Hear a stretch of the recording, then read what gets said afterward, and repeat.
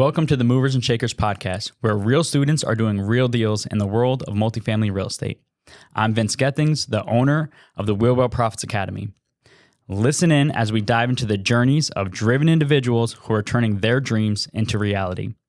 These people are just like you, taking action and making things happen.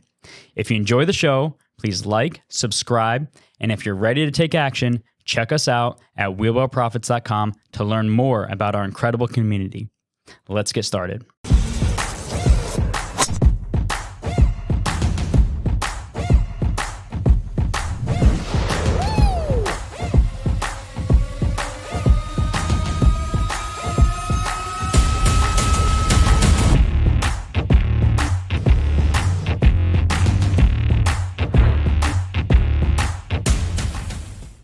Hello and welcome to the Movers and Shakers podcast. My name is Gino Barbaro, co-founder of Jake and Gino, multifamily investor, educator, father, and mentor. With me today is Baran Menguloglu. I'm not going to say that again, everybody. I tried. I think it came out okay. We're going to see if I did okay. He's a student with us since October of 2021. He began his investing journey as a real estate agent in 2018. I mean, Baran is a serial entrepreneur, and he's got some really amazing stories to talk about today. He was at MM1 back in 2017. He didn't pull the trigger. A little procrastination. We're going to find out why it took 4 years to actually join the community, and he got some tips on students and potential students wanting to join the community. And he's also made another beautiful analogy about real estate being a journey. Where are you starting out? So without further ado, Baran, welcome to the show, my friend. Thank you, Gino. It's a pleasure to be here. No, the pleasure's all mine. And MM1, what was your thoughts when you went to MM1 back in 2017? About 125 people at that event in Knoxville. What were your initial thoughts about real estate, about multifamily, about the event, about Jake and Gino? So first of all, I was very impressed, but to be honest with you, I was also scared. Because when you start with multifamily and when you talk about bigger deals, multi-units, and it seems too big for you. But that moment, I did not break down all the moving parts of the multifamily. Mm-hmm. So it was very exciting, but it was a little scary, and it was get on the way some other stuff. So what happened? Why did you come to MM4? What prompted you to come to the event in Orlando? That, you got to get on a plane, you got to travel, you've seen these guys already. And while Baran is doing this, he's got multiple businesses. He's running multiple businesses. He's a busy person. He's a real estate agent. What prompted you to come to MM4 and change and say, hey, let me try this multifamily thing? Sure, absolutely. So since MM1, I follow you guys. I mean, like all the time. But the problem was that I was working inside of my business. I wasn't on my other businesses. So it took really long time to change the system and not to be in day-to-day operation. Mm-hmm. So it took 4 years. But before that, I had to be honest with you, the main reason was the procrastination. It's just a human nature. And it took 4 years. Mm-hmm. So what would you say to anybody listening to this right now that's going through that procrastination? Listen, I procrastinated as well. My quick story is I just had enough pain in my life that I said, listen, I need to do something different. I can't keep doing the restaurant business. I'm in my mid-30s. I've got a big family. This will not be able to support me long-term. That is what actually propelled me to crush the procrastination. How did you overcome that procrastination? So it was a journey.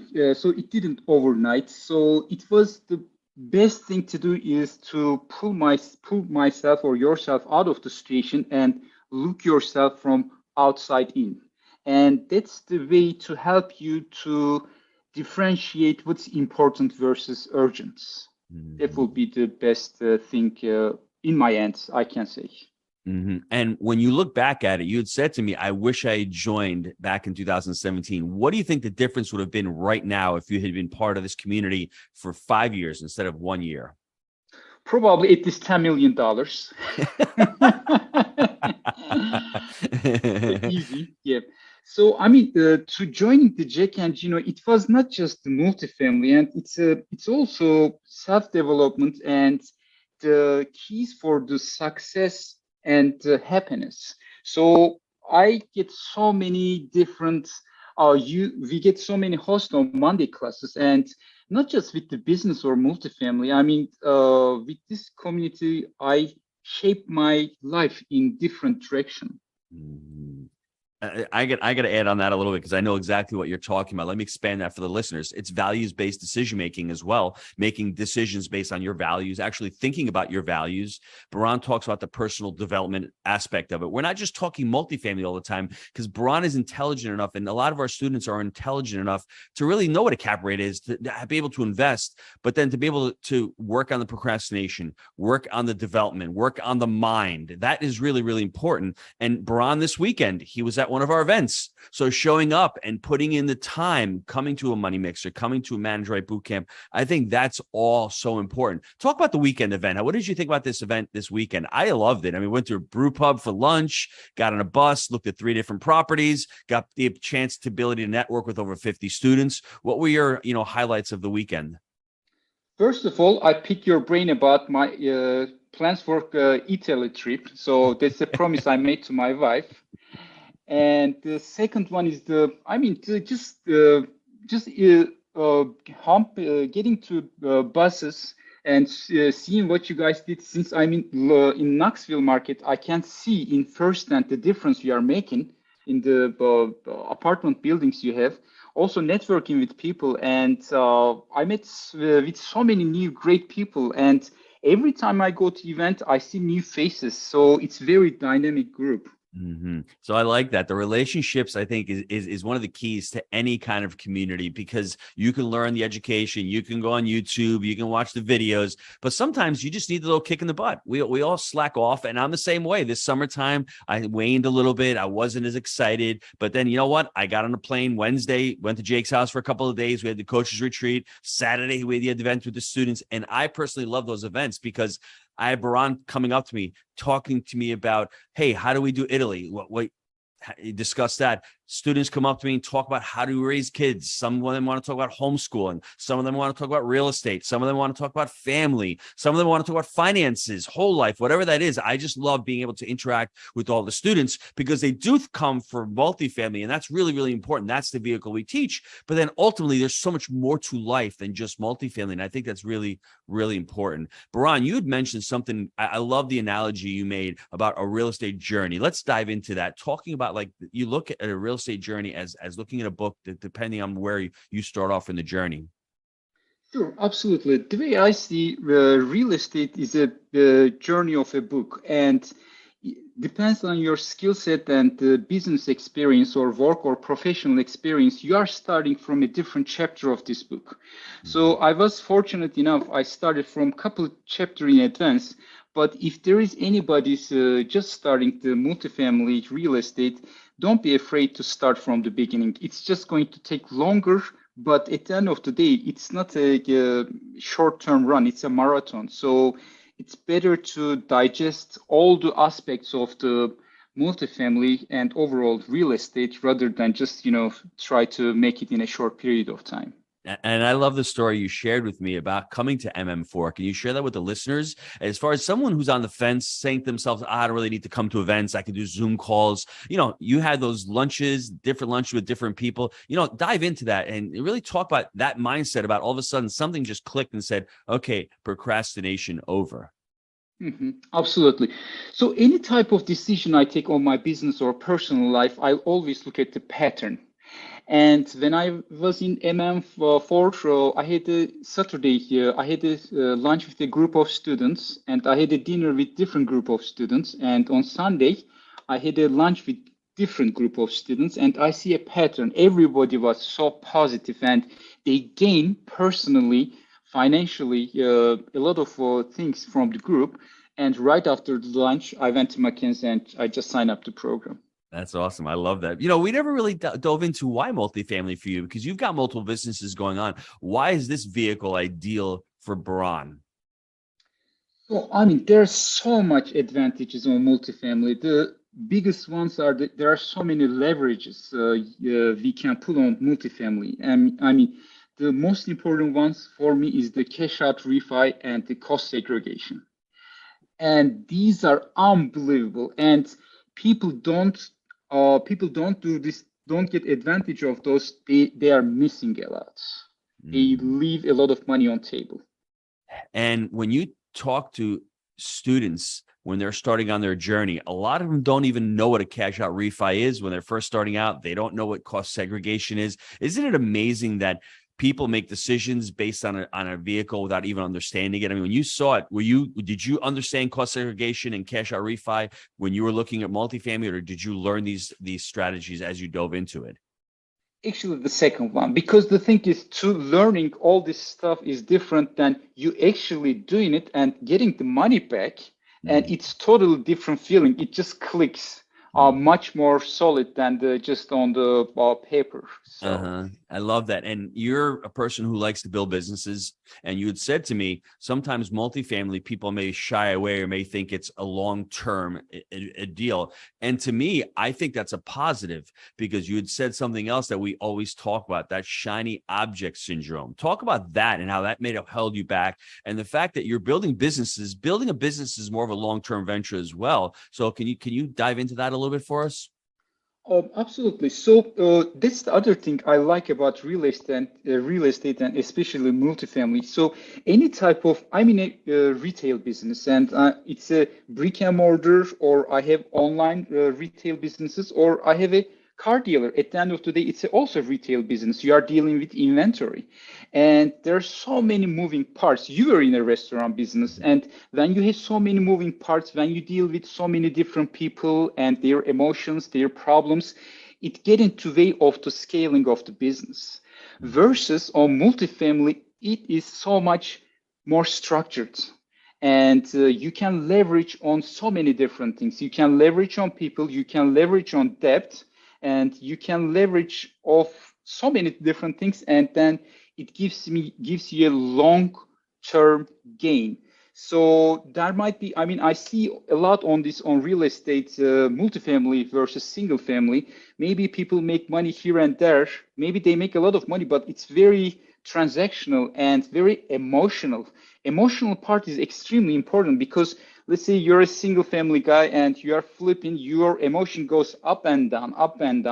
Versus multifamily, you know the expectations, and you have the leverage to react before the anything happens in markets, in local market, or in the bigger scale, like in national markets. And that, I need to expand on that answer, because that was a phenomenal answer. And what Baran is talking about is leverage the people. You're not only using other people's money, you're using other people's time as well, with a property manager, with maintenance techs. And Jake actually just said it to me yesterday. Once again, we are buying boxes in multifamily. When you're buying a 25-unit property, you're buying 25 boxes. When you're buying 6 single-family homes, each home is different. It's very hard to scale that. But when you're buying a 25-unit property, they're basically all the same units. They all have the same washer, dryer hookups inside, whether they have them. They all have the same appliances. They have the same location for the hot water heater. Air conditioning units are the same. You can scale that type of business a lot quicker.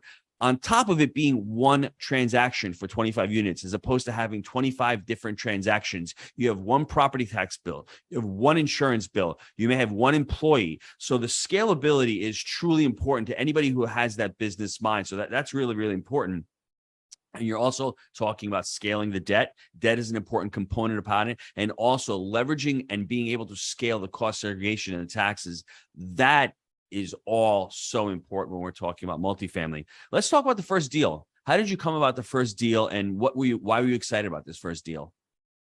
So my first deal actually was an RV park, not a multifamily, and uh, it's Darren Light is my accountability coach, and we met for a first meeting, and then we click, and we start to talk. We met again. I call him, hey, listen, there are apartments. I want to take a look. Can you join me? And I call him again.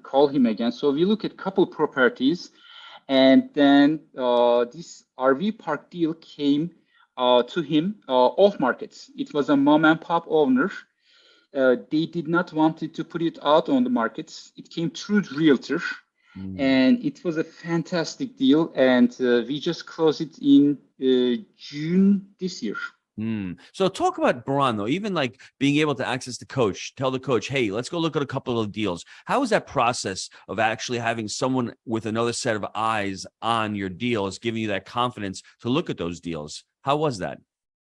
So it was fantastic. So the way when anytime I walk or with anybody experience, I tell them, okay, I did the same thing this weekend. I was walking your units with Fernando. I said, please think loud.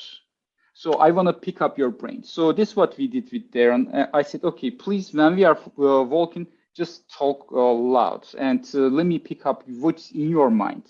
So this is what we did. And 50% of what he was talking about, they were already in my mind. So it was easy to partner up because we were in the same page.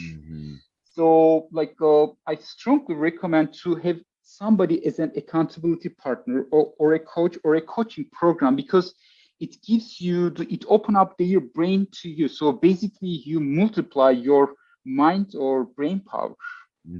Baran, do you remember December 24th of last year?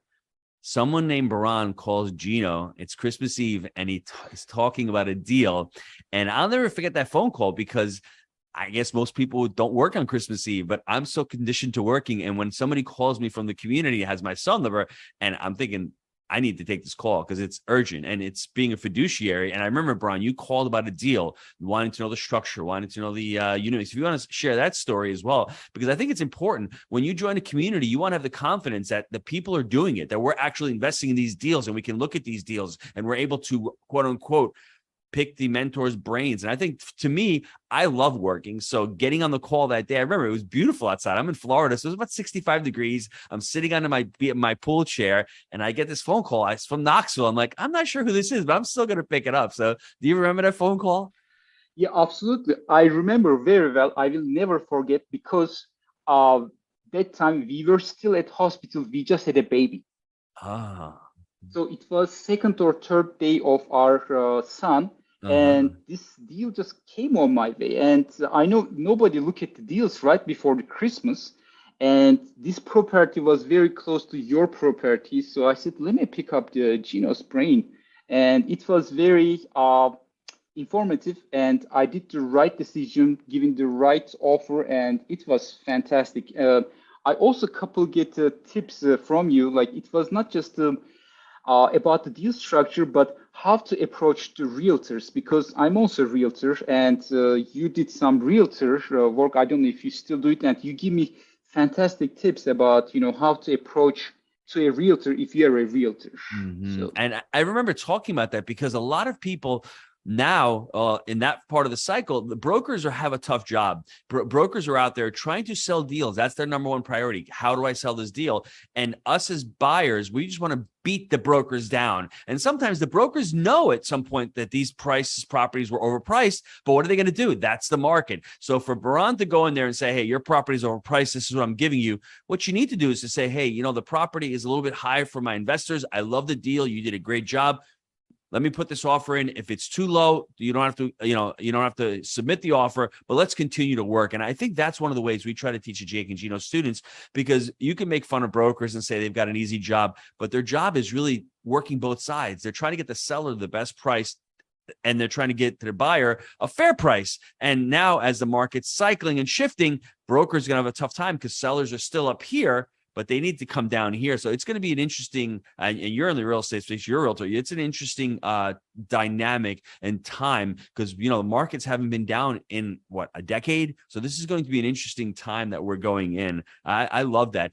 Baran, where do you see yourself as far as any goals you have set aside for yourself and as far as multifamily and your businesses? So my first goal is in 3 months, I need to find passive or LP deals or GP deals with 100% or more cost segregation by end of this year. So anybody deals that they can give me cost segregation, that's the first thing for end of this year. This is a fantastic vehicle to offset your taxes for if you make money on your other businesses. And in 5 years, I would like to leverage 90% of my business in real estate And in 10 years, I would like to be a professional leverage, not limited partner, but leverage partner of my real estate deals. That's awesome. And where are you going to go to Italy? You're going to Italy. So where do you guys want to go? It's still up in the air, but I will call you before I go. I mean, I'm not sure about the timing. I just gave the promise to my wife, so. So once you make the promise, and I'll tell everyone on air, if you get a chance to go to Italy, Rome is a difficult city. It's huge, it's loud, it's noisy, it's a little dirty, but it is an amazing place to spend a couple of days, whether you're traveling the Vatican museums, whether you're going to the Colosseum, the history there, to look at a building that was built 2,000 years ago and to say that's legacy, that's long-termism. It gave me the mindset of, wow, I'm doing the right thing in multifamily, and I want my legacy to last generations, not just money, but just the thought and the financial intelligence and passing that down. It's solidified. You need to go to Florence if you've never been to Italy. Florence is absolutely beautiful. A couple of days there.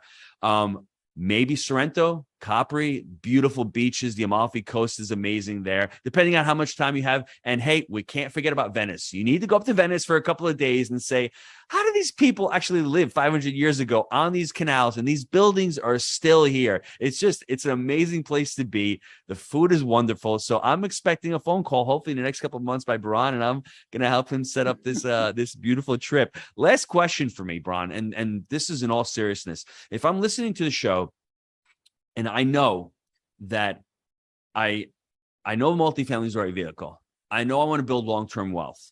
I know that the cost segregation is great. I know that building a business is something that I want to do, but I'm procrastinating. How can I start my multifamily journey? What's the best way for people to do it? Since you procrastinated and you ultimately started, what should people do next? So the first thing to do, I think, follow any podcast like Jack and Gino's podcast and joining to the community. And it just doesn't give the excuses to not to procrastinate, but also put you on a spot to be accountable. Mm-hmm. I love that. I want to recap the show real quick for anybody who's saying to themselves, you know what, multifamily is a pie in the sky. It took Baran 4 years. Back in 2017, he came to MM1. He sat in the crowd. He met the amazing people there. He wasn't ready. And it's okay. Sometimes in life, we're not ready. Multifamily or any big venture in life is only ready for you when you are ready to accept it, because you need to make that commitment. And with that commitment comes sacrifice. Baran's businesses were not ready at that time to do it. Now, he may say to himself, hey, I lost a couple of $1 million, but it doesn't matter how much you lost, because you wouldn't have been able to capitalize on it. You may not have been ready mentally or emotionally. Once you're ready, once you want to surround yourself with amazing people, once you want to hold yourself accountable, that accountability piece is so important. Once you're ready to do that, go to jakeandgino.com/apply, submit an application to work with the community. See if it's a good fit for you, because it is going to be a commitment, not only a commitment of money, but I think a commitment of time is far outweighs the money aspect of it, because we're really busy. I mean, he's in the hospital on Christmas Eve, calling me about a deal and worrying about his businesses while he just had a baby. So talk about the commitment and the sacrifice that he's made to get to where he is. I think we all have to exhibit that. Baran, where can the listeners get a hold of you? So they can reach me or via my email, baroninvestmentgroup@gmail.com. And you also, if they Google my name on LinkedIn, I can be easily reached out. Absolutely. And if anybody's got an LPD or a GP deal, looking for an amazing team member, looking for somebody who has systems, looking for somebody who has the investor mindset, who has the capital, hit up Baran. Listen, Baran, I want to thank you for being an amazing guest and sharing your story on the show. Now, if you want to be on the next Movers and Shakers, email us at mackenzie@jakeandgino.com. And if you like the show, please leave a review. Until next time, let's all make it a Movers and Shakers week. See you, Baran. Thanks. See you.